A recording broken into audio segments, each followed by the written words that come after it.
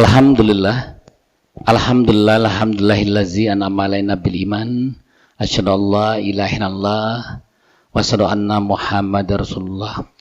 Allahumma shalli ala sayyidina Muhammad wa ala ali sayyidina Muhammad. Innahu min Sulaiman wa innahu bismillahirrahmanirrahim.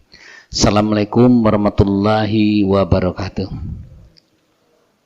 Yang kita hormati Ketua Yayasan Al-Furqan, insyaallah Bapak Haji Rashid, semoga diberikan kesehatan selalu dan mendapat berkah Allah selalu. Dan Bapak Ibu sekalian yang tidak bisa satu persatu, semoga kita semua mendapat berkah dari Allah Subhanahu wa taala.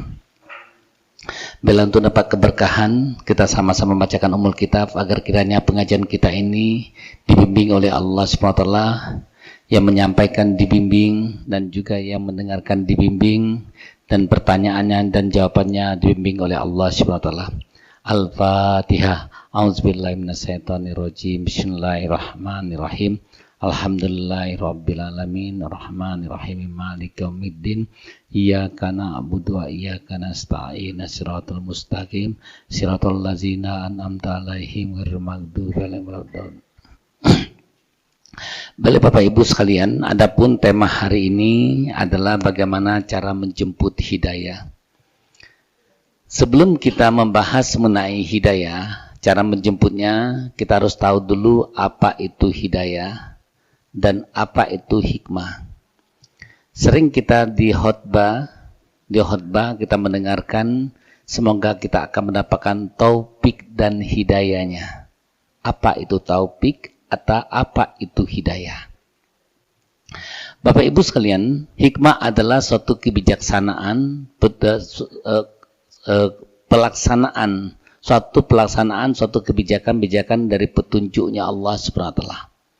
Sedangkan hidayah itu adalah petunjuk jalan menuju, menyempurnakan sehingga kita sampai kepada apa yang Allah inginkan.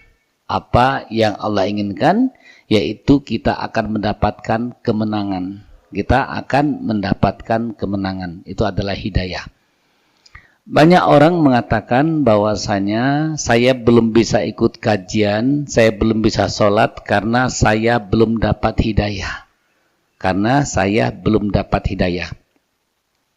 Hidayah itu dikelompokkan menjadi 5. Satu adalah ilham fitrah.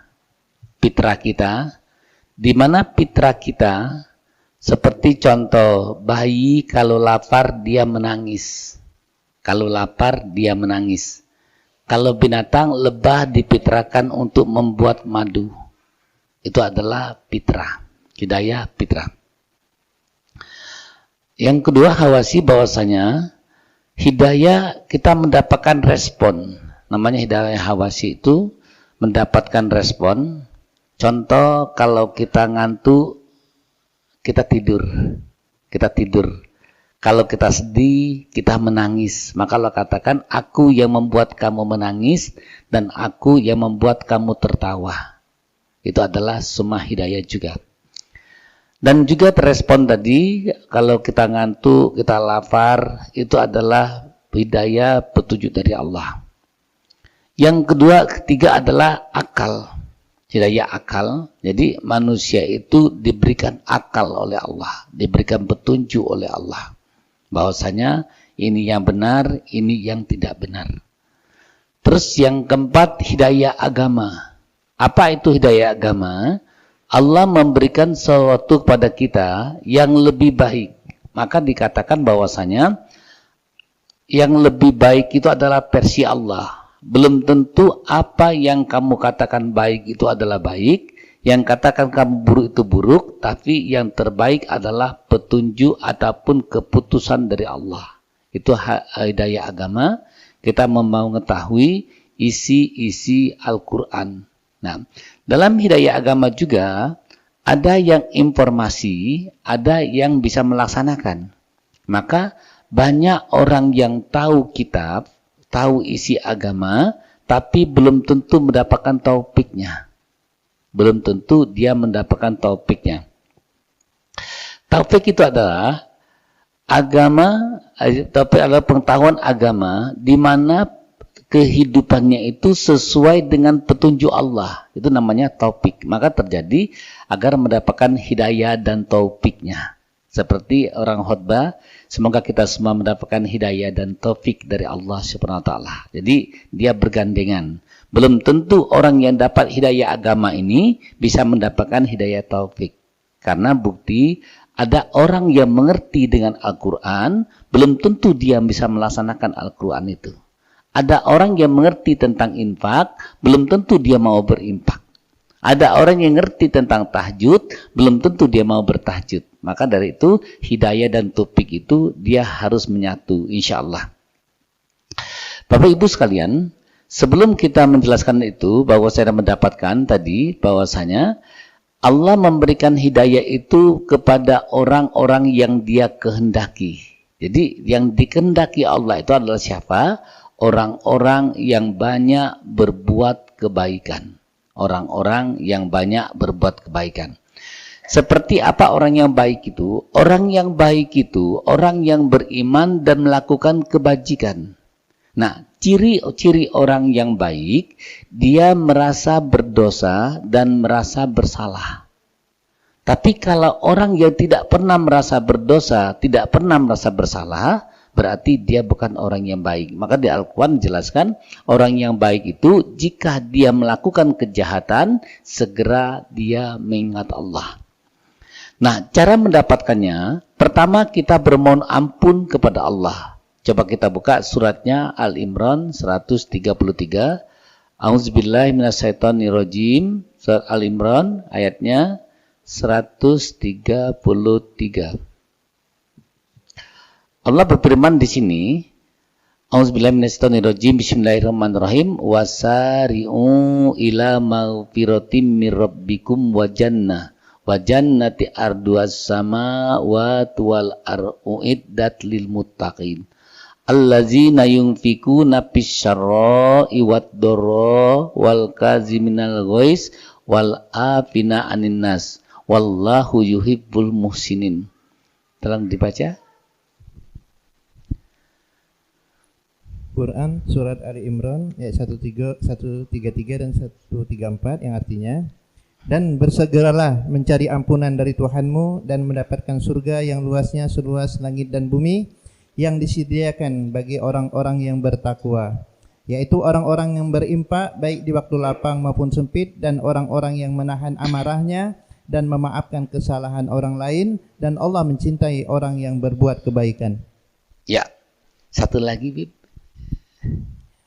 135.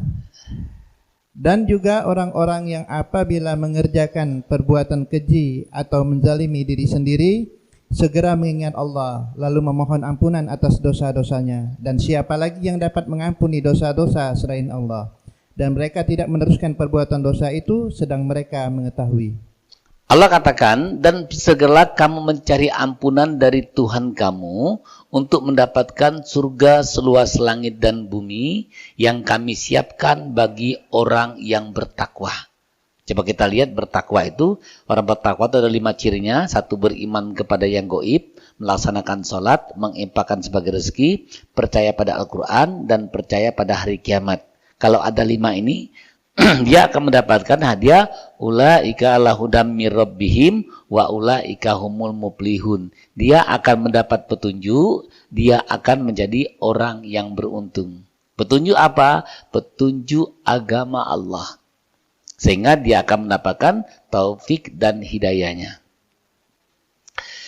Orang bertakwa, siapa orangnya? Yaitu orang yang berani berimpak, baik di waktu lapang maupun di waktu sempit.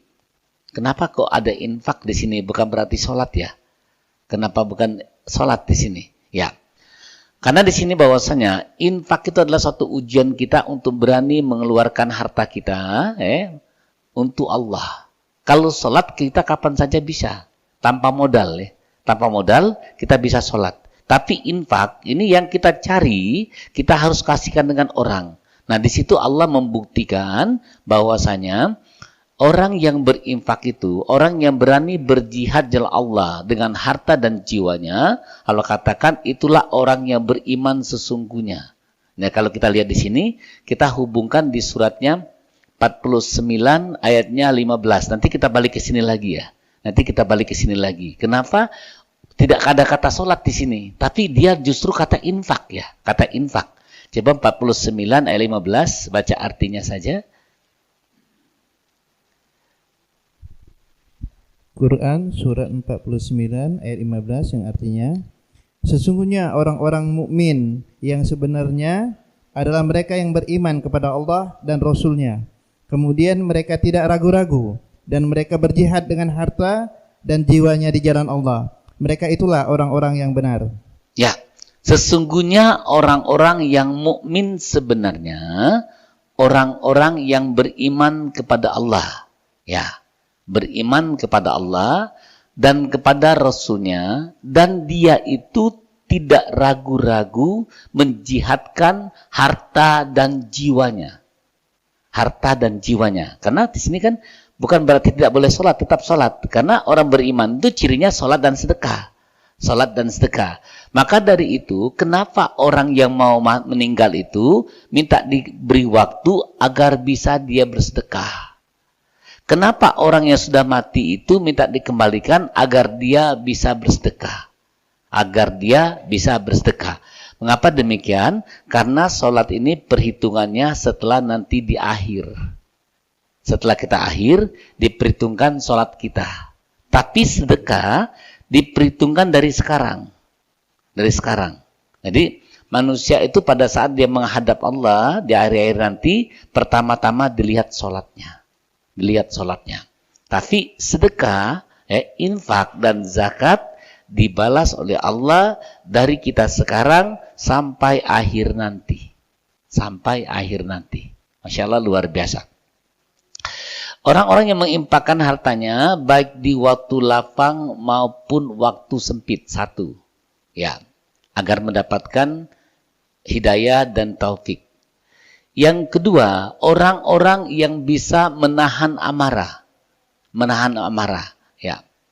Yang ketiga, orang-orang yang memaafkan kesalahan orang lain. Ya. Yang keempat, Allah katakan, Allah mencintai orang-orang yang berbuat kebaikan. Masya Allah, dari tiga ini, pertama Allah katakan, dia berinfak. Yang kedua, dia menahan amarah. Ya. Yang ketiga, dia memaafkan kesalahan orang lain. Orang-orang yang berinfak baik waktu lapang sempit, maka dia itu lebih dekat kepada Allah. Maka tadi masakan wal asri ya. Inna a'toina kal kausar. Allah katakan, sesungguhnya aku telah memberikan nikmat yang banyak kepadamu Muhammad, maka laksanakanlah sholat dan berkurbanlah cara dekat kepadaku. Jadi kita dulu mendekat kepada Allah. Kita dulu yang mendekat kepada Allah. Baru Allah akan memberikan. Contoh, Mas misalkan jauh di sana, yang itu Pak Haji mendekat dengan saya, mau minta. Yang dikasih mana? Yang mendekat. Cara kita dekat kepada Allah dengan sholat dan dengan kita bersedekah. Maka Allah katakan di wal asri itu bahwasanya aku telah memberikan nikmat yang banyak kepada kamu, maka laksanakanlah sholat dan bersedekahlah, salah satu cara jalan untuk dekat kepadaku. Masya Allah, luar biasa. Terus bahwasanya orang-orang yang menahan amarah, orang-orang yang asobirin, wasodikin, wal qonitin, wal munfikin, wal mustaghfiri, nabil ashar. Ya. Bagaimana cara mendapatkan agar kita menahan amarah? Yaitu dengan sedekah. Dengan sedekah. Coba lihat pada saat kita lagi marah, lagi emosi, keluarkan sedekah kita. Kita lagi mumut, keluarkan sedekah kita. Keluarkan sedekah kita. Dan terus bahwasanya orang-orang yang bisa memaafkan kesalahan orang lain. Nah, di sini bagi orang-orang yang penendam, yang tidak mau memaafkan kesalahan orang lain, dia tidak akan mendapatkan hidayah. Dia tidak akan mendapatkan hidayah, tidak akan mendapatkan taufik dan hidayah. Hidayah apa? Hidayah agama tadi. Bagaimana? Apakah dia juga mendapatkan hidayah ilham? Tetap mendapatkan. Tetap mendapatkan. Contoh bahwasanya lebah, Kalau dia sedih, dia akan menangis. Itu juga hidayah dari Allah. Kalau dia gembira, dia tertawa. Tapi namanya hidayah ilham. Ya. Terus orang-orang yang memutuskan hubungan kekeluargaan tidak akan mendapatkan hidayah dari Allah karena dia dikutuk dan dilaknat oleh Allah. Maka dijelaskan di suratnya 47 ayat 22, 23 itu, orang-orang yang memutuskan hubungan itu, aku kutuk dan aku laknat.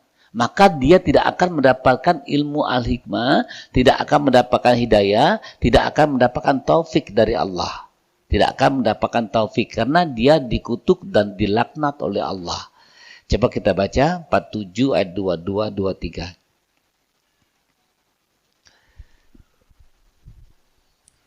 Surat 47 surat Muhammad ayat 22 dan 23 yang artinya A'udzubillahi minasyaitonirrajim.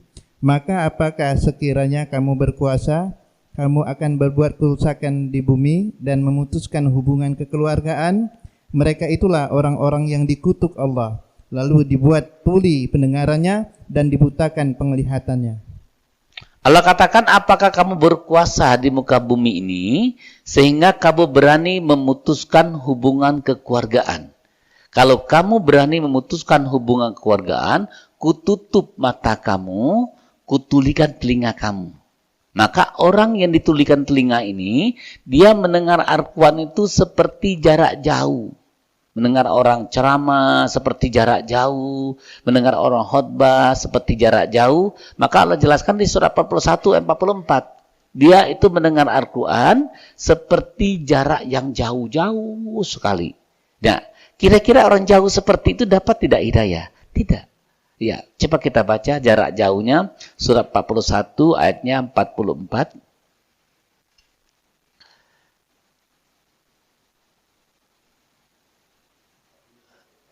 Ya, surat 41 ayat 44.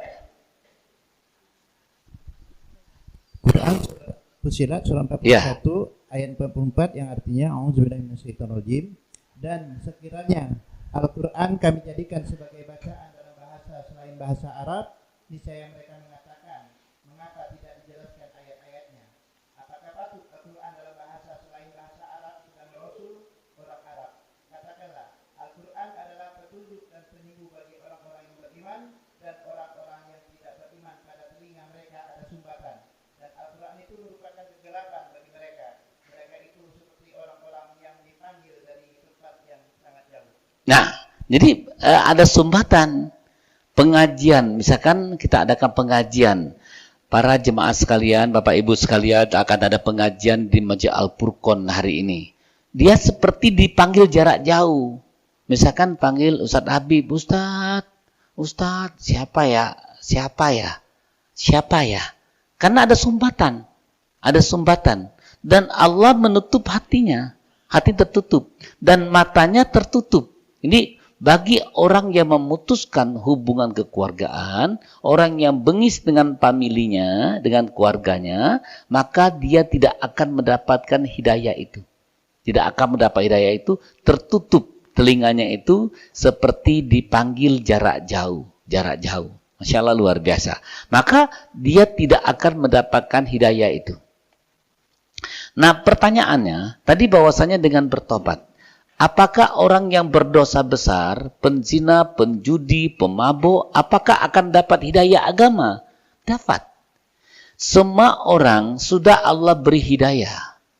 Sudah Allah sampaikan agama itu.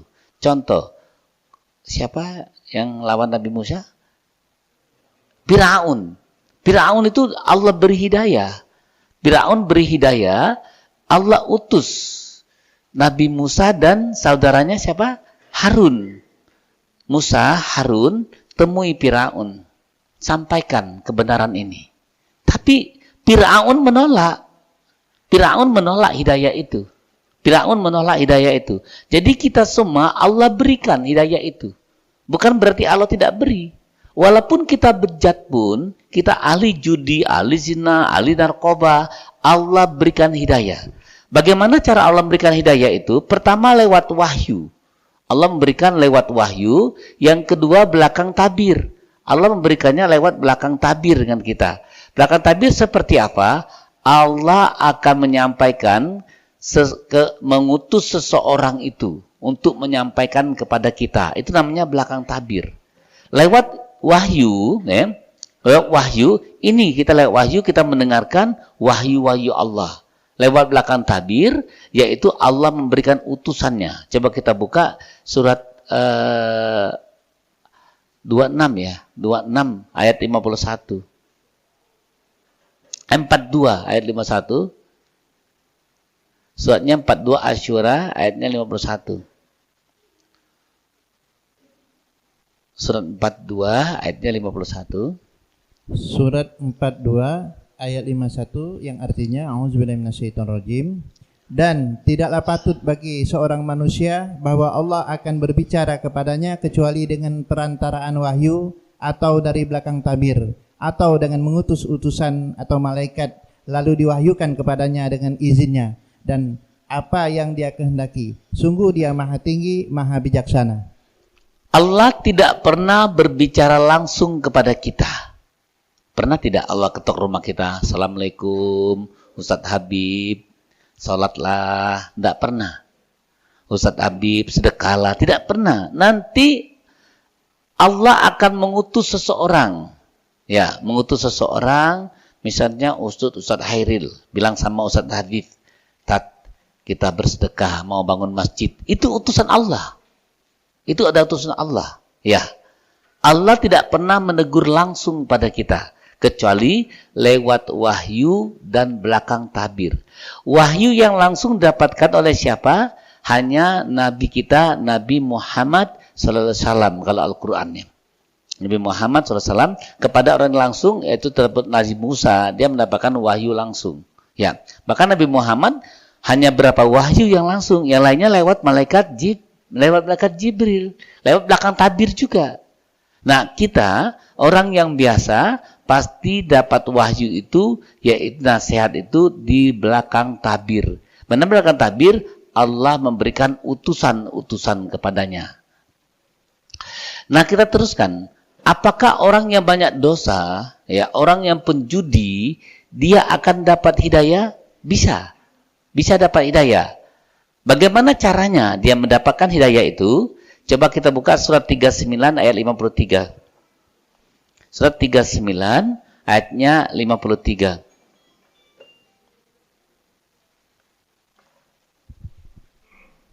Quran surat 39 surah Az-Zumar ayat 53 yang artinya A'udzubillahi minasyaitonirrajim. Katakanlah, wahai hamba-hambaku yang melampaui batas terhadap diri mereka sendiri, janganlah kamu berputus asa dari rahmat Allah. Sesungguhnya Allah mengampuni dosa-dosa semuanya. Sungguh dialah yang maha pengampun, maha penyayang. Masya Allah, luar biasa. Allah jelaskan, katakanlah wahai hamba-hambaku yang melampaui batas. Ini ada kisah yang membunuh 100 orang itu ya. Kan melampaui batas. Dia membunuh 100 orang. Bukan binatang tapi manusia yang dibunuh. Ya. Apalagi ahli judi, ahli zina, mabuk-mabukan dan sebagainya.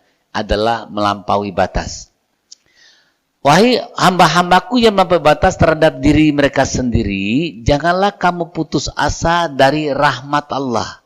Ya, sesungguhnya Allah akan mengampuni semuanya, semua dosa-dosa kita.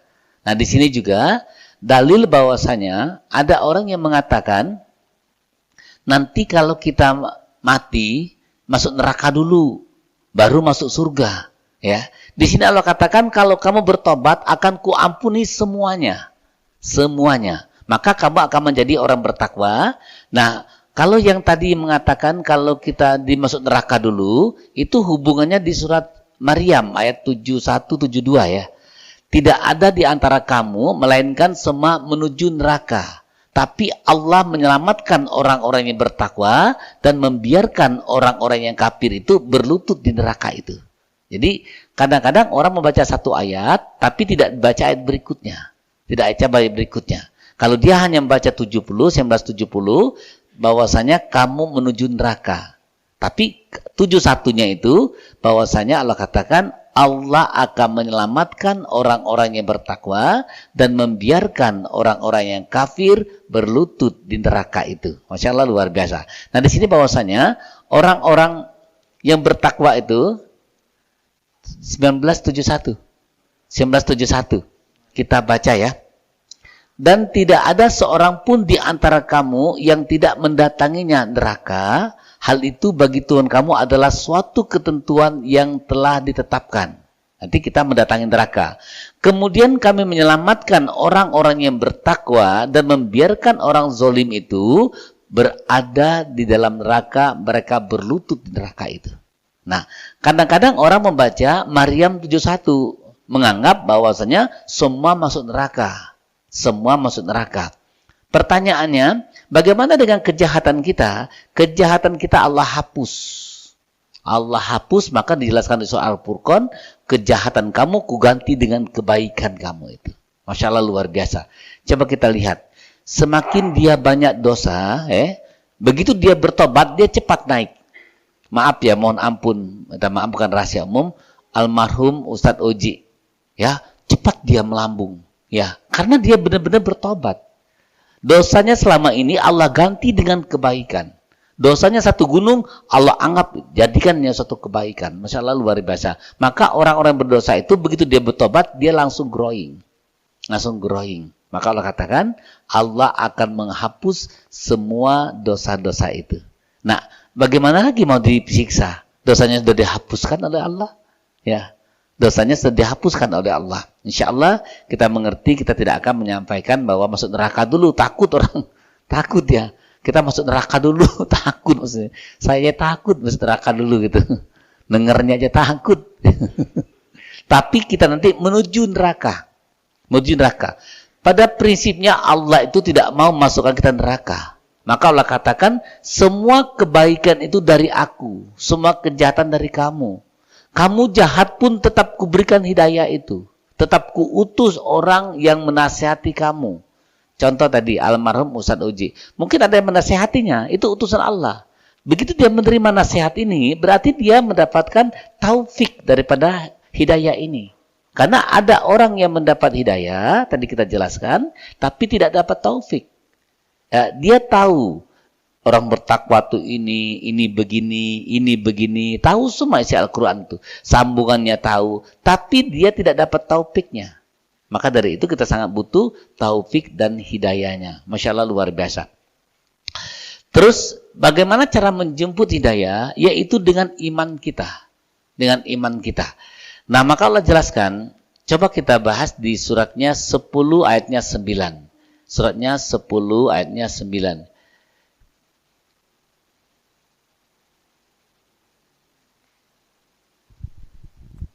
Surat 10, surat Yunus ayat 9, yang artinya A'udzubillahi minasyaitonirrajim.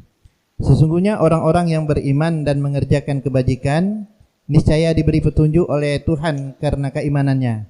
Mereka di dalam surga yang penuh kenikmatan, mengalir di bawahnya sungai-sungai. Sesungguhnya orang-orang yang beriman, orang beriman itu disebut nama Allah gemetar hatinya, dibaca adalah bertambah imannya, hanya kepada Allah bertawakal, dia sholat dan dia sedekah. 5 cirinya. Innamal mu'minuna allazina idza dzukirallahu wajilat qulubuhum. Dan melakukan kebajikan. Maka Allah katakan di surat 98 ayat 7 dan 8 itu, orang-orang yang beriman dan melakukan kebajikan itulah sebaik-baik manusia. Sebaik-baik manusia. Maka dijelaskan 98 ayat 7 dan 8, orang-orang yang beriman dan melakukan kebajikan itulah sebaik-baik manusia. Jadi kalau dia sedekah saja, berbuat baik, tapi tidak sholat, dia bukan orang baik. Dia bukan orang baik. Mau lihat orang baik, dia beriman, disebut nama Allah gemetar hatinya. Begitu ada Allahu Akbar, maka dia bergetar hatinya itu. Dia bergetar hatinya itu, itulah orang yang baik. Ya, disebut nama Allah gemetar hatinya, dibaca ayat Allah bertambah imannya. Jadi orang beriman itu ngaji. Ya. Dia melaksanakan sholat, hanya kepada Allah bertawakal, dia sholat dan dia sedekah. Dan dia melakukan kebaikan, maka itulah sebaik-baik manusia. Jadi manusia yang baik itu manusia yang mementingkan kebutuhan orang lain. Dia baik hubungan kepada Allah, baik hubungan kepada manusia. Dia sholat dan memikirkan orang lain. Itu adalah sebaik-baik manusia. Maka Allah jelaskan bahwasanya di surah Ali Imran itu, kamu adalah mengajak orang berbuat baik, mencegah perbuatan mungkar. Kamu adalah orang yang benar. Kamu mengajak orang berbuat baik, mencegah orang mungkar. Kamu adalah orang yang beruntung. Kamu mengajak orang baik, orang mencegah perbuatan mungkar. Kamu adalah orang yang soleh. Di satu surat dijelaskan. Al-Imran 104 ya. 104, 115, 110. Maka terjadi kalau di pondok itu namanya the best of the best. Ya. Maka Allah katakan bahwa di sini Allah akan memberikan hidayah dan taufiknya itu kepada orang yang keimanannya. Maka Allah katakan, orang-orang yang beriman dan melakukan kebajikan, Allah akan berikan kepadanya petunjuk. Petunjuk tadi, ini baru petunjuk ya, baru petunjuk, ini jalan yang lurus itu ini.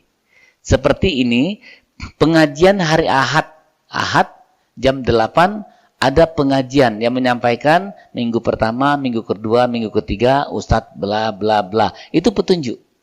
Ikuti kajian, itu namanya petunjuk. Itu namanya hidayah. Taufiknya seperti apa? Taufiknya itu pelaksanaan. Pelaksanaan itu. Bagaimana bisa tidak kita melaksanakannya itu? Nanti akan kita bahas bagaimana cara untuk dapat melaksanakannya itu. Bagaimana untuk dapat melaksanakannya itu. Coba kita buka lagi dengan keimanan, surat 64 ayatnya 11.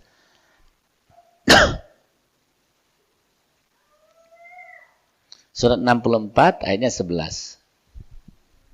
Quran surat 64 surat At-Takabun ayat 11 yang artinya A'udzubillahi minasyaitonirrajim.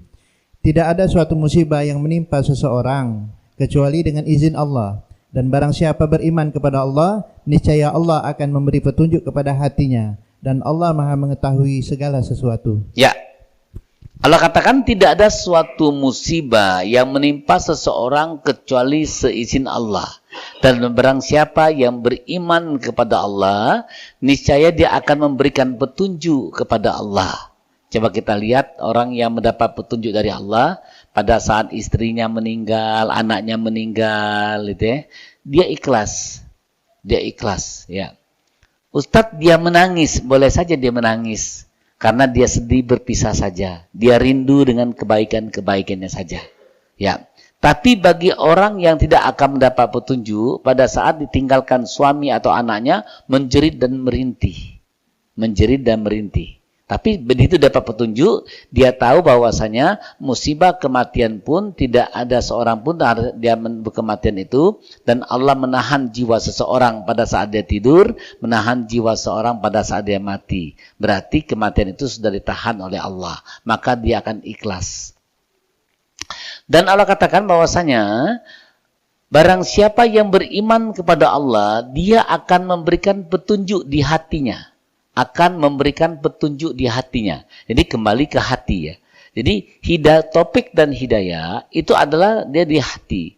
Topik dan hidayah ya, dia akan landing kepada orang hati yang bersih.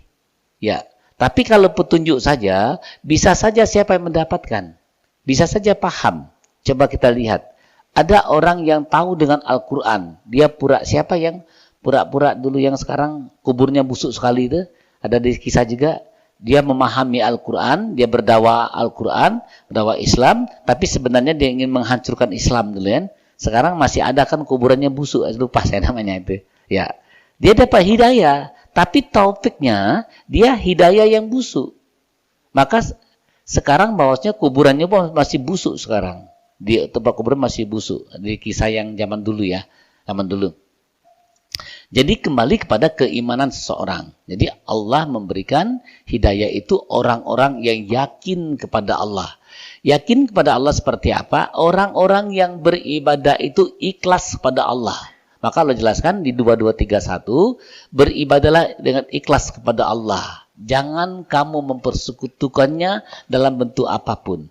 Tapi kalau kamu mempersekutukannya dalam bentuk apapun, kamu itu ibarat terjatuh dari langit, disambar oleh burung. Diterbangkan di tempat yang jauh. Berarti jauh dari rahmat Allah. Coba kita buka yang Ikhlas 2231. Suratnya 22 ayat 31.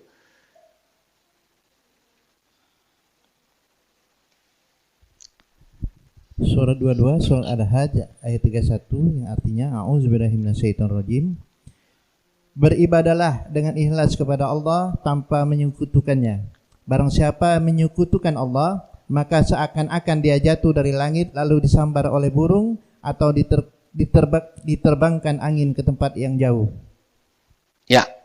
Beribadalah dengan ikhlas pada Allah, jangan mempersekutukannya dalam bentuk apapun. Ya. Barang siapa yang mempersekutukan Allah, Allah katakan, maka dia itu ibarat terjatuh dari langit. Disambar oleh burung, diterbangkan ke tempat yang jauh. Berarti jauh dari rahmat Allah. Nah, mempersekutukan Allah itu apa saja? Selain kita syirik musyrik, kita berharap dengan manusia. Berharap kepada manusia. Contoh, misalkan kita main ke rumah orang kaya. Ada saudaranya kaya, ndak dikasih uang, wah percuma be ke rumah dia, ndak kasih apa-apanya sama dia, pelit uangnya. Berarti kita berharap dengan dia kan, berharap dengan dia, maka Allah tidak akan suka. Allah tidak akan suka. Cukup kita berharap kepada Allah. Kalau kita ke rumah keluarga, tunjukkan kita adalah silaturahim saja, bukan berharap sesuatu. Tapi begitu kita berharap sesuatu dengan manusia, maka Allah katakan, kujauhkan kamu itu dari rahmat Allah. Orang yang jauh dari rahmat Allah tidak akan mendapatkan petunjuk dan hidayahnya itu. Tidak akan mendapatkan petunjuk dan hidayah. Petunjuk agama dan hidayah melakukan agama itu. Nah terus Bapak Ibu sekalian, bagaimana caranya yang ketiga agar kita dapat hidayah? Berpegang teguh di tali agama Allah. Berpegang teguh di tali agama Allah. Coba kita bahas, ini sering dibacakan di khutbah Jumat, suratnya 3 ayat 102. 102 ini sering dibacakan, ya ayyuhallazina amanu taqullaha haqqa tuqatih wa la tamutunna illa wa antum muslimun. Ya, ayatnya. Wahai orang-orang yang beriman, bertakwalah kepada Allah dengan sebenar-benar takwa kepadanya, dan janganlah kamu mati kecuali dalam keadaan muslim. Teruskan ayat berikutnya. Dan berpegang teguhlah kamu semuanya pada tali agama Allah, dan janganlah kamu bercerai-berai. Dan ingatlah nikmat Allah kepadamu ketika kamu dahulu masa jahiliyah bermusuhan. Lalu Allah mempersatukan hatimu, sehingga dengan karunia-Nya kamu menjadi bersaudara. Sedangkan ketika itu kamu berada di tepi jurang neraka. Lalu Allah menyelamatkan kamu dari sana. Demikianlah Allah menerangkan ayat-ayatnya kepadamu agar kamu mendapat petunjuk. Ya, agar kamu mendapat petunjuk. Dan berpegang teguhlah kamu semua di tali agama Allah. Apa tali agama Allah? Yaitu Al-Quran. Ya. Dan janganlah kamu bercerai-berai. Kamu jangan ikuti si A, jangan ikuti si B, jangan ikuti si C. Jangan ikuti ustadz, jangan ikuti kiai yang tidak punya dalil. Ikuti ustadz, ikuti kiai, ikuti siapapun yang punya dalil. Siapapun yang menyampaikan yang punya dalil, ikutin. Yang tidak punya dalil, jangan ikutin. Allah katakan bahwasanya, ingat ketika nikmat Allah pada kamu, dahulu kamu itu jahiliyah. Kamu bermusuh-musuhan. Coba kita lihat, orang yang belum dapat Al-Quran itu sangat jahiliyah. Sangat bermusuh-musuhan. Mengklaim orang pelit. Mengklaim orang sombong. Mengklaim orang itu apa? Sok-sokan. Sebenarnya itu jahil dia. Orang yang bilang orang pelit, dia yang pelit biasanya. Karena dia berharap kepada manusia. Ada lagi orang yang bilang orang sombong. Sebenarnya dia itu yang kaku. Dia itu yang kaku. Masa dibilang sombong? Padahal manusia tidak akan sombong. Kenapa dia kaku? Karena dia minta diladenin. Kan misalkan saya, Ustadz Habib itu sombong nian. Karena saya minta hak ladenin. Ya, saya kaku orangnya. Orang yang bilang kata-kata maaf ya, sering kan dibicarakan, wah dia itu cak kecantikan, cak kecakapan, cak kekayaan, cak kehebatan. Sebenarnya dia itu lagi iri. lagi iri. Dan status dia itu di bawah orang yang dibicarakan tadi. Jadi kalau kita mendapat bicara seperti itu, kita senyum saja. Karena tahu status kita lebih tinggi daripada dia. Biasanya orang kadang dikatain seperti itu marah ya. Marah. Sebenarnya dia itu idola dengan kita, tapi dia tidak bisa melakukan seperti kita. Maka dia bilang kata-kata yang demikian. Maka Allah katakan, kalau kamu itu berpegang teguh dengan Al-Quran, kamu akan bersatu. Melihat orang cantik, alhamdulillah. Melihat orang ganteng, alhamdulillah. Lihat orang kaya, alhamdulillah. Lihat orang buka pesantren, alhamdulillah. Wong buka rumah tapis, alhamdulillah. Satu. Karena orang-orang yang berpegang teguh tadi agama Allah dengan Al-Quran ini, hatinya bersih, dia akan disatukan kepada orang-orang yang bersih. Akan disatukan kepada orang-orang yang bersih, sehingga dia akan mendapatkan taufik itu. Masalah luar biasa. Dan coba kita buka lagi surat 31 ayatnya 22. Berpegang teguh tali agama Allah.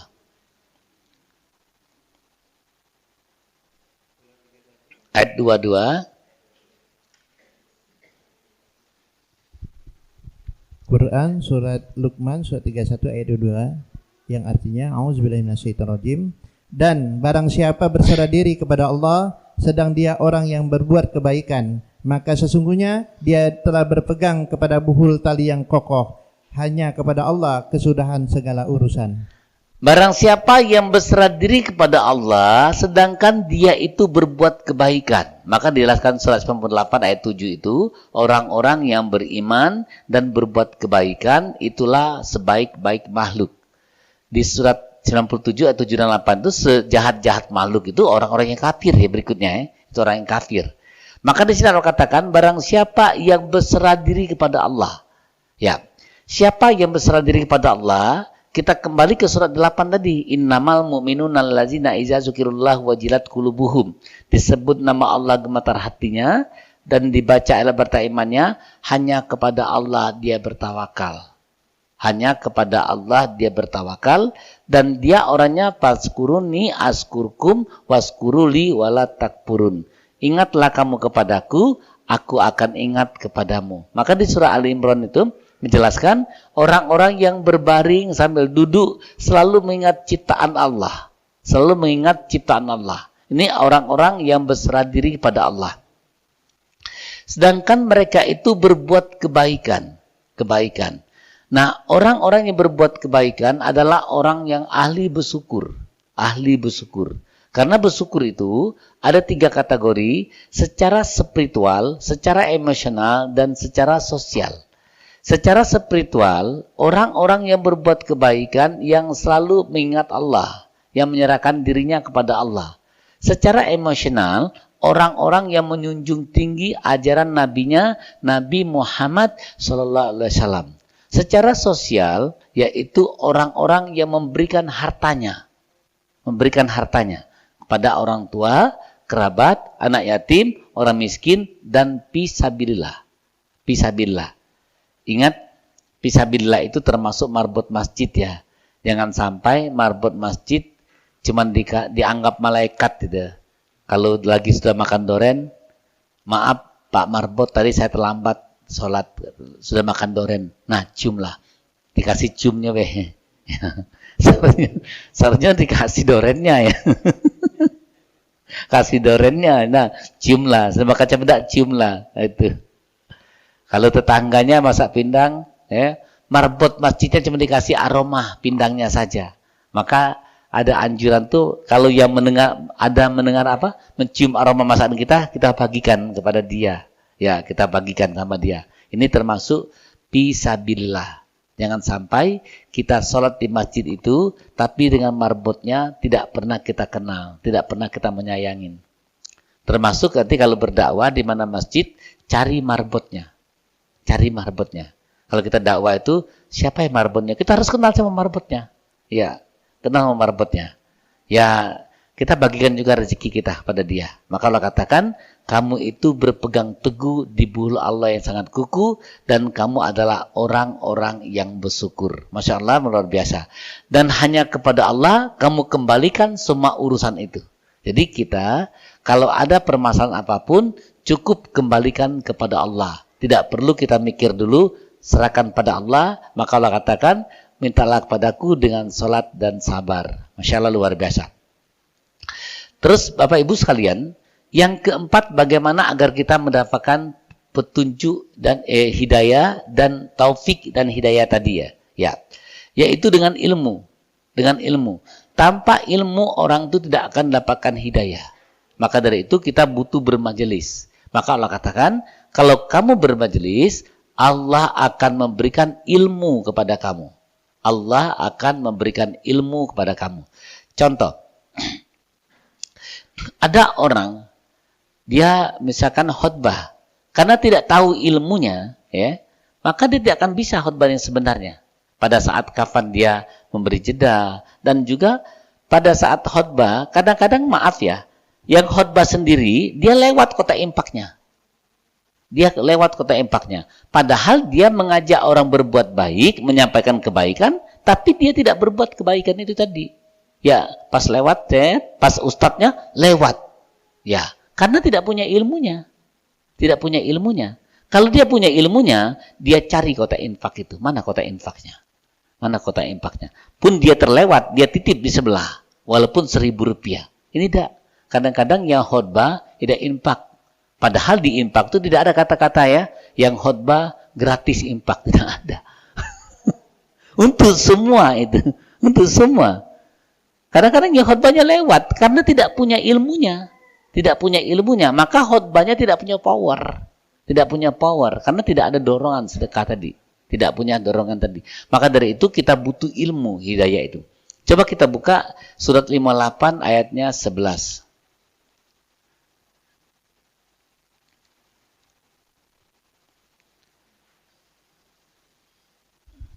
58 ayat 11. Surat 58 ayat 11 yang artinya A'udzubillahi minasyaitonirrajim.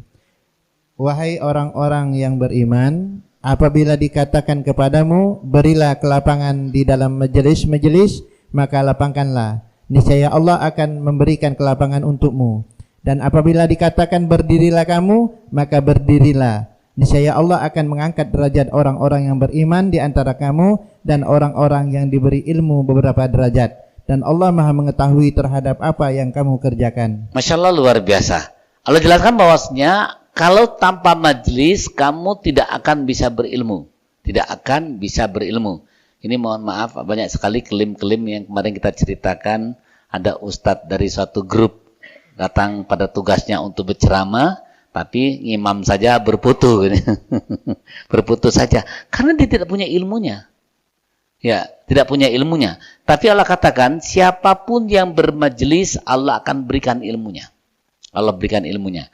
Contoh, kalau kita di pondok, maaf ya, sebelum saya nyampaikan, anak-anak, dia antri dulu. 1, 2, sampai 5. Bahkan saya tunggu dulu. Kadang-kadang setengah jam, dia bergantian 5 menit ya. Berarti dapat 6 santri. Ya, dia bisa.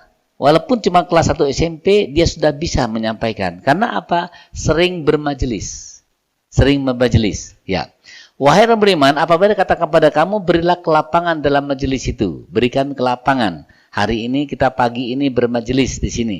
Nanti saya jam 10 bermajelis di Pedado. Jam 2, setengah 2 saya di Sukabangun. Ya. Berarti ada 3 bermajelis. Niscaya dia akan memberikan kelapangan untuk kamu. Lapang dadamu, lapang pikiran kamu, lapang awasan kamu, dan lapang rezeki kamu. Dan apabila dikatakan berdirilah kamu, maka berdirilah. Maka di sini kata berdirilah, apapun perintah di majelis itu lakukan. Contoh tadi, yang khutbah, kadang-kadang yang khutbah, kalau kotak lempak lewat, dia lewat. Berarti dia tidak melakukan ini. Tidak melakukan ini. Padahal yang khutbah ini mengajak kebaikan. Namun dia belum melakukan kebaikan itu. Dia belum melakukan kebaikan itu. Seharusnya yang khutbah duluan cari kotak infak itu. Di mana kotak infak? Atau ada kotak masjid. Berikan infak itu. Tapi kadang-kadang kita kan lewat yang khutbah ini. Gratis yang khutbah. Kadang-kadang pengajian, lagi pengajian ramai seperti ini, lagi di sini kotak infak, pas ada ustadz, lewat belakang kotak infaknya. Dilewatkan. Kalau kita tidak boleh. Sini kotak infaknya. Kita isikan. Kecuali kita tidak ada. Ya. Maka Allah katakan, kalau kamu lakukan itu, niscaya Allah akan angkat derajat kamu. Allah akan angkat derajat kamu. Orang-orang yang beriman di antara kamu dan Allah akan memberikan ilmu kepada kamu. Ilmu apa? Ilmu al-hikmah. Ya. Nah, bagaimana caranya agar ilmu kita lekat? Dijelaskan berikutnya. Maka sedekah lagi. Ya, baca 12-nya.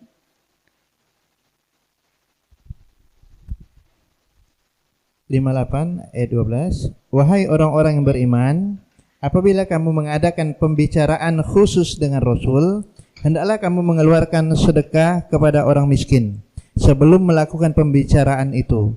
Yang demikian itu lebih baik bagimu dan lebih bersih.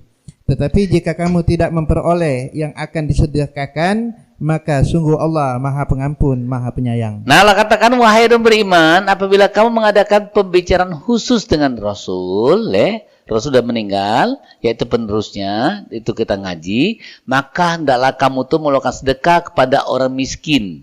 Ya, maka kita terjadi kota infak ini, memberikan sedekah pada orang miskin, dan Allah katakan, sebelum melakukan pembicaraan itu, yang demikian itu lebih baik bagi kamu, dan itu lebih bersih. Nah, ilmu itu akan lekat kalau kita ditulis dengan yang bersih. Tapi kalau ininya kotor, ilmunya tidak akan lekat.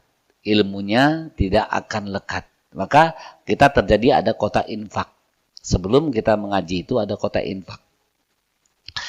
Nah, Bapak Ibu sekalian, Allah katakan kalau kamu tidak punya uang, tidak jadi masalah. Ya, mana kalau tidak kasih duit? Tetap kamu istiqomah ngaji saja. Tapi kalau kamu ada, kamu harus berinfak di kota infak itu agar kamu akan mendapatkan petunjuk dan hidayah itu. Masya Allah, luar biasa. Nah, Bapak Ibu sekalian, ilmu, tadi dengan ilmu Al-Quran, ilmu Al-Hikmah, dan ilmu mendapat hidayah, serta ilmu agama, itu tertempel di dada. Di dada. Bagaimana caranya? Coba kita buka surat 29 ayatnya 49 ya. 2949.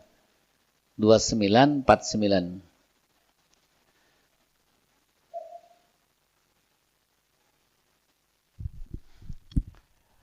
Surat 29, surat Al-Ankabut ayat 49 yang artinya A'udzubillahi minasyaitonirrajim. Sebenarnya Al-Quran itu adalah ayat-ayat yang jelas di dalam dada orang-orang yang berilmu.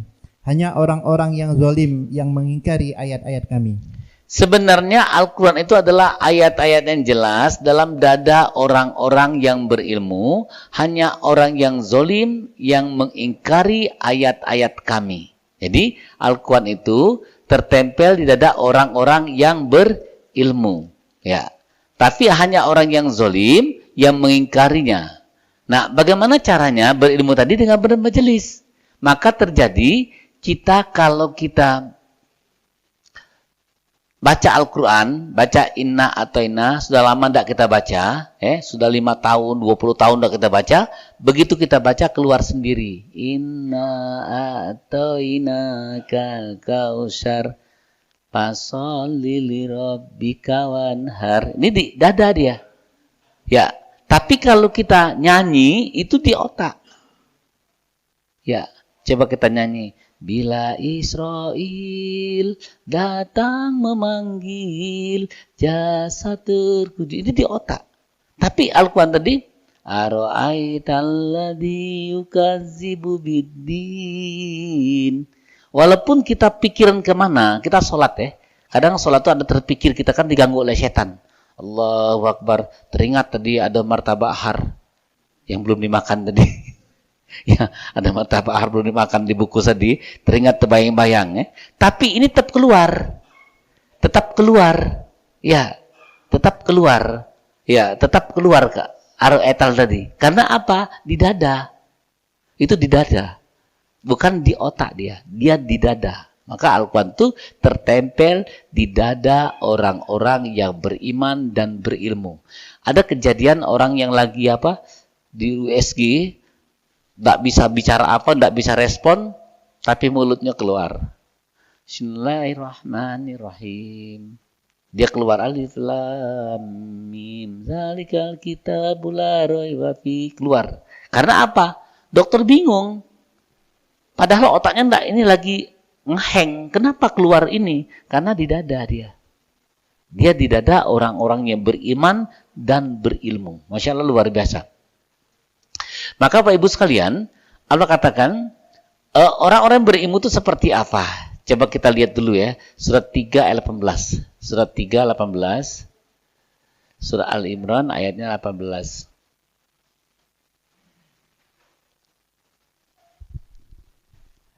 Surah 3 ayat 18. Ya. A'udzubillahi minasyaitonirrajim. Allah menyatakan bahwa tidak ada Tuhan selain Dia.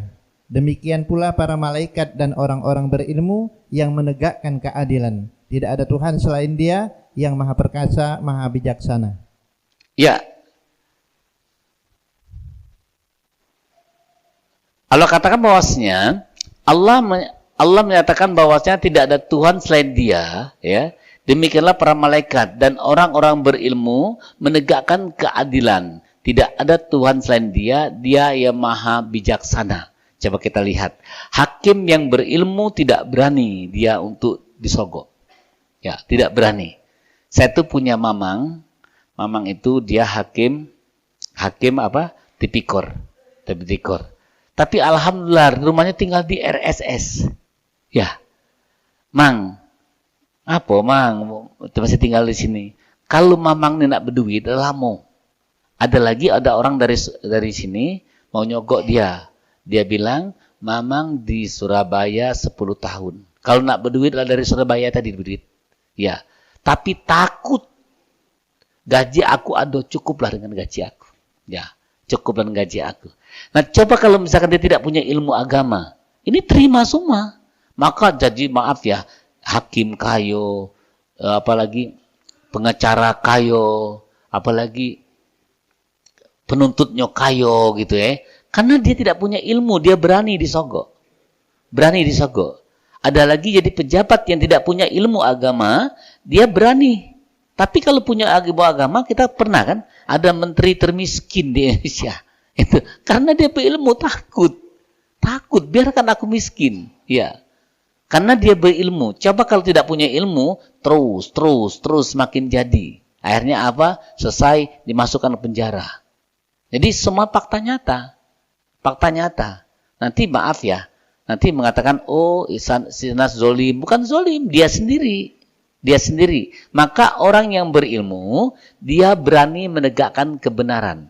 Jadi perlu juga jadi pejabat kayak muda-muda ini jadi pejabat tidak apa-apa. Tapi kita menegakkan kebenaran. Maaf, mengadakan subuh bersama, ngajakan apa. Selagi kita jadi pejabat, itu orang cepat ikuti kita. Coba misalkan di sini kita kajian, ini programnya gubernur. Ini cepat rame. Ini rame sekali. Ya. Berarti jadi pejabat, dia menegakkan kebenaran kalau dia punya ilmu agama. Tapi kalau tidak punya ilmu agama, maka dia hanya mendapatkan dia minta disembah. Maka dikatakan bahwasanya jadilah kamu itu penyembah aku, bukan pengikut Allah. Maka dijelaskan di surat 3:79 bahwasanya kalau orang yang dapat Al-Qur'an, dia akan menjadi orang-orang yang baik itu tadi. Ya. Coba kita buka dulu surat 3:79 kalau tidak salah. Surat 3 ayatnya 79. Surat 3 Ali Imran ayat 79 yang artinya A'udzubillahi minasyaitonirrajim. Tidak mungkin bagi seseorang yang telah diberi kitab oleh Allah serta hikmah dan kenabian, kemudian dia berkata kepada manusia, jadilah kamu penyembahku, bukan penyembah Allah. Tetapi dia berkata, jadilah kamu pengabdi Allah karena kamu mengajarkan kitab dan karena kamu mempelajarinya. Allah katakan bahwasanya di sini orang-orang yang berilmu, ya, tidak mungkin seorang yang telah Allah berikan kitab Allah sertai dengan hikmah, ya, dan kenabian, kemudian dia berkata kepada manusia, jadilah kamu menyembahku. Jadi dia minta sanjung dia. Kalau dia itu dapat ilmu Al-Quran, mendapat ilmu Al-Hikmah, mendapatkan taufik tadi, dia tidak minta sanjung dengan manusia.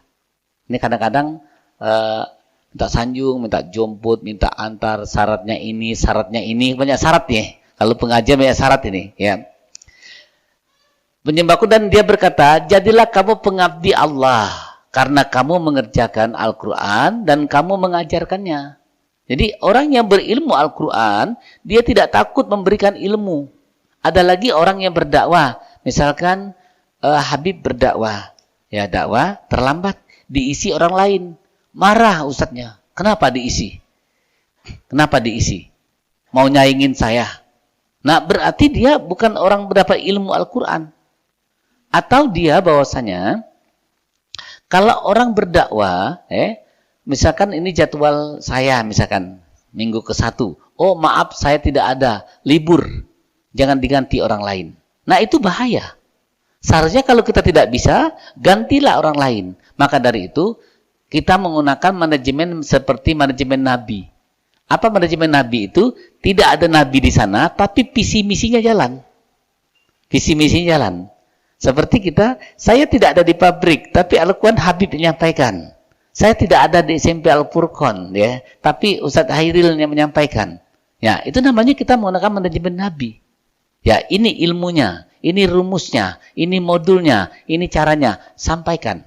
Sampaikan. Nah, bahwasanya orang yang berilmu Al-Quran, dia tidak takut disaingi. Sampaikan. Sampaikan. Dia tidak ada di sana, tapi visi misinya berjalan. Itu manajemen Nabi. Nabi tidak ada sekarang, tapi Al-Quran tetap berjalan. Masya Allah, luar biasa. Terus Bapak Ibu sekalian, bahwasanya Allah katakan ilmu, orang-orang yang berilmu, orang-orang yang menyampaikan kebaikan, yaitu ilmu Allah tadi, ilmu Allah. Terus kita buka lagi, surat 21 ayatnya 7.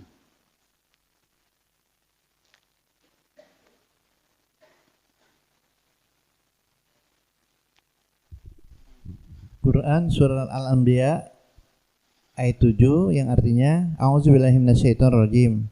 Dan kami tidak mengutus rasul-rasul sebelum engkau Muhammad, melainkan beberapa orang laki-laki yang kami beri wahyu kepada mereka. Maka tanyakanlah kepada orang yang berilmu jika kamu tidak mengetahui. Ya, maka Allah katakan, tanyakan kepada orang yang berilmu kalau kamu tidak mengetahui. Maka kita perlu bermajelis tadi. Tanyakan kepada orang yang berilmu kalau kamu tidak mengetahui. Sama seperti kita ini, Allah beri kelebihan masing-masing. Contoh, rumah makan Palapa diberi kelebihan membuat rendang. Ya, membuat rendang. Rumah ini membuat ini. Kalau martabak telur, martabak har, sampai sekarang masih terkenal. Ya, padahal orangnya tidak ada lagi. Tapi tetap ada martabak har. Itu orang mati bisa menghidupi orang hidup. Ya, orang mati bisa menghidupi orang hidup. Jadi karena Allah memberikan, coba kita buat. Kita buat rendang sama seperti orang Palapa, akan berbeda rasanya. Kita buat martabak seperti martabak har, akan berbeda rasanya. Akan berbeda. Misalkan ada har asli, har pes, har segala macam, itu ada bedanya hasilnya. Karena apa? Allah memberikan ilmu itu kepada orang yang dikehendaki. Allah memberikan ilmu kelebihan itu pada seseorang yang dia kehendaki. Maka dari itu, tanyakan kepada orang-orang yang berilmu. Nah, dalam ilmu Al-Quran, ini tidak bisa dengan satu orang. Tidak bisa dengan satu orang. Ini bagus Al-Furqan berganti-gantian. Karena apa? Ibaratkan kalau laut itu menjadi tinta dan ranting menjadi penanya, tidak akan cukup untuk menuliskan ilmunya Allah. Berarti banyak sekali. Seperti Al-Quran ada tafsir, ada nahwu shorof, ada tematik, ada apa lagi, ada tajwidnya. Banyak sekali ilmu yang harus dipahami. Maka Allah katakan, tanyakan kepada orang-orang yang berilmu. Insya Allah kita akan mendapatkan hidayah dari Allah. Terus Allah akan memberikan hidayah itu kepada orang yang sungguh-sungguh. Orang yang sungguh-sungguh. Seperti apa orang sungguh-sungguh? Coba kita buka surat 29 ayatnya 69.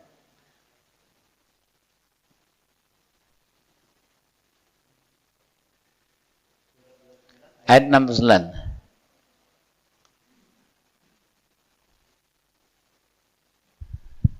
Quran surat 29 ayat 69 Ya. yang artinya, dan orang-orang yang berjihad untuk mencari keridhaan kami, kami akan tunjukkan kepada mereka jalan-jalan kami. Dan sungguh Allah beserta orang-orang yang berbuat kebajikan. Allah katakan, orang-orang yang berjihad jalan kami akan kami tunjukkan jalan-jalan kami. Sesungguhnya Allah bersama orang-orang berbuat kebajikan. Jadi Bapak Ibu sekalian, bagaimana kita mendapatkan taufik dan hidayah ini? Orang-orang yang sungguh-sungguh, orang yang benar-benar, pagi-pagi datang, sore datang, ya, jauh-jauh datang, ke Jakarta naik pesawat, tidak apa-apa. Saya dulu ikut kajian PP kadang ke Jakarta itu, berangkat subuh, ikut kajian, balik pesawat malam, ya. Balik pesawat malam, ikuti kajian. Maka Allah katakan, barang siapa yang sungguh-sungguh benar-benar mencari ridho Allah, akan kami tunjukkan jalan-jalan kami. Nah, bagaimana cara kita berjihad dan sesungguhnya agar Allah berikan ridhonya? Kita buka surat 9 ayatnya 20. Surat 9 ayatnya 20.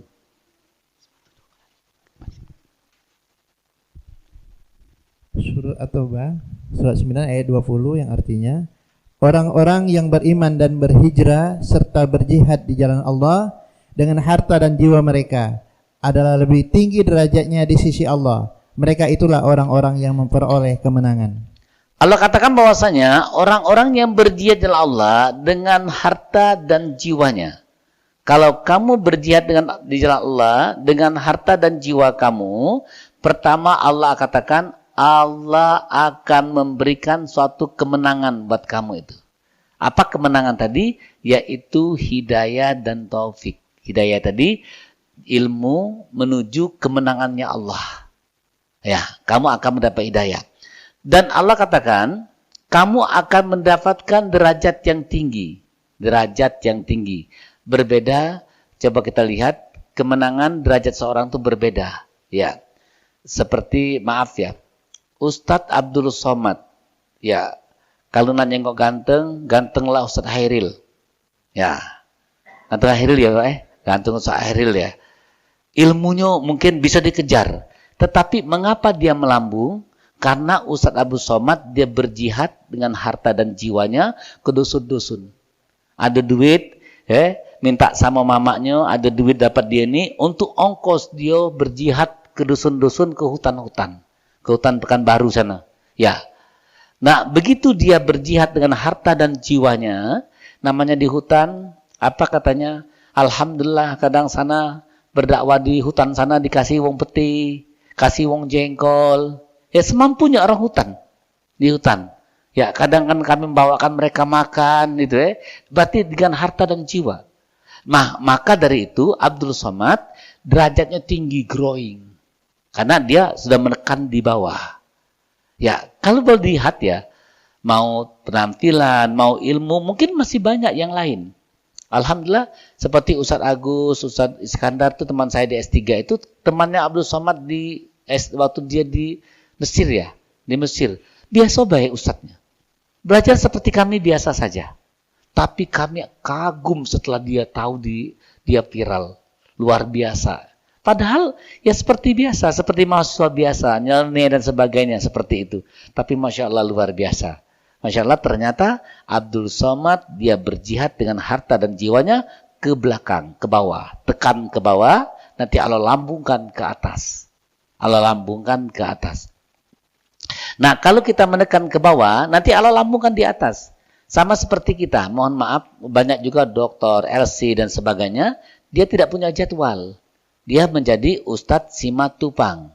Apa Simatupang? Siang malam tunggu panggilan. Siang malam tunggu panggilan gitu. Tapi kalau dia berjihad, cari tempat, ajarkan, sampaikan, insya Allah jadwalnya padat. Jadwalnya padat. Jadi kembali, mau tidak kita jihad adalah Allah dengan harta dan jiwa kita. Nah maka dari itu Bapak Ibu sekalian, kalau kita nyampaikan Al-Quran di mana, bawa oleh-oleh, bawa Al-Quran, bawa infak, berikan infak pada marbotnya, berikan infak pada yang memerlukan, maka itu termasuk jihad. Mungkin kita tidak bisa seperti Abdul Somad, kita ke dusun-dusun, naik perahu, jalan kaki, bawa bentelan, mungkin kita tidak bisa seperti dia. Kita lakukan sebisa kita. Maka Allah katakan, pertama, kamu akan menang, ku angkat derajat, dan kamu akan kuberikan di 21-nya, Tuhan akan menggembirakan kamu. Terus akan memberikan ridhonya, dan Allah akan memberikan rahmatnya. Sesungguhnya rahmat Allah itu lebih baik daripada apa yang kamu kumpulkan. Masya Allah, luar biasa. Luar biasa. Insya Allah Bapak Ibu sekalian, itulah bahwasanya hidayah itu petunjuk jalan akan menyempurnakan kebaikan menuju Allah Subhanahu wa taala. Itu adalah hidayah. Semua orang mendapat hidayah dari Allah. Hidayah tadi ada berapa? Ada 5. 1 ilham. Seperti ilham adalah fitrah. Seperti manusia lebah, kalau lebah itu diilhamkan untuk membuat madu. Bayi kalau lapar menangis. Kalau dia basah, dia menangis. Itu ilham. Yang kedua apa hidayah? Hawas, yaitu respon. Seperti kita kalau mengantuk, ya, akan tidur. Maka Allah jelaskan di surat 8 ayat 11 itu, kami menurunkan hujan kepada kami, membuat kamu mengantuk agar kamu tenang. Dan kami menurunkan hujan agar menguatkan telapak kaki kamu, menghilangkan gangguan setan. Maka hari hujan itu, anak kecil itu pengen mandi. Anak kecil itu pengen mandi karena apa? Ya, dia bersih orangnya. Dia bersih. Dia akan nyentrum dengan hujan itu. Maka anak kecil kalau hujan pengen mandi. Karena dijelaskan di surat 8 ayat 11 itu adalah hidayah hawa nafsu itu. Akan menguatkan telapak kaki dan menghilangkan gangguan syaitan. Yang kedua adalah ketiga adalah hidayah akal. Maka Allah jelaskan di surat Al-Baqarah 268 269 orang yang berakal bahwasanya Allah menyuruh kita bersedekah, tapi setan membuat kita menakuti kita kemiskinan. Tapi Allah menguatkan ayat-ayatnya, maka Allah katakan barang siapa mengikuti petunjuk Allah, dia akan mendapatkan ilmu al-hikmah itu. Hanya orang yang berakal yang bisa memahami. Kembali adalah hidayah akal. Dari mana akal dapatkan? Dari sedekah. Dari sedekah. Terus adalah hidayah agama. Allah memberikan ke semua orang hidayah agama itu. Termasuk apa tadi yang jahat itu? Korun apa bukan? Firaun pun dikasih hidayah oleh Allah. Diutusnya Nabi Musa dan Harun bahwasanya memberitahu kepada Korun, kepada apa? Firaun tadi. Masya Allah luar biasa. Terus yang kelima adalah hidayah taufik. Taufik itu adalah petunjuk untuk kita melakukan hidayah itu yang kita berpegang teguh dengan Al-Quran. Maka Allah jelaskan di surat 10:57 itu, wahai manusia, telah datang kepada kamu pelajaran dari Tuhan kamu, petunjuk dan pelajaran bagi orang-orang yang beriman. Sesungguhnya rahmat Allah itu lebih baik daripada apa yang kamu kumpulkan. Itu dia mendapatkan taufik dari Allah. Masya Allah luar biasa. Tadi cara menjemput hidayah dengan cara apa? Pertama dengan kita bertobat kepada Allah. Segera bermohon ampun kepada Allah. Orang-orang yang mendapat hidayah dari Allah, dia banyak bermohon ampun kepada Allah. Terutama kapan bermohon ampun? Yaitu sebelum waktu fajar. Ya. Terus orang-orang yang mendapat hidayah dari Allah, dia tidak ragu menginfakkan hartanya Allah. Maka Allah katakan bahwasanya orang beriman sesungguhnya orang-orang yang tidak ragu untuk menjihadkan harta dan jiwanya. Terus orang-orang yang mendapat hidayah dari Allah, dia berpegang teguh terhadap agama Allah. Kalau wong ceramah ada kata dalil, males dia. Males.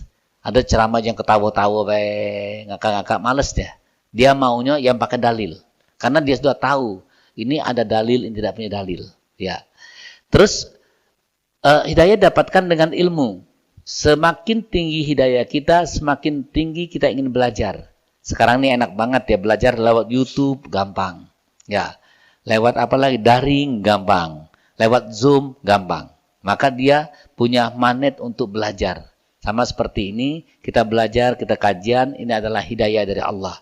Terus adalah Allah katakan, hidayah itu dan taufik itu Allah berikan kepada orang yang sungguh-sungguh. Kalau benar sungguh-sungguh, Allah akan kasihkan. Insya Allah kita bisa menyemput hidayah kita. Semoga kita semua bertemu di surganya Allah SWT. Wassalamualaikum warahmatullahi wabarakatuh.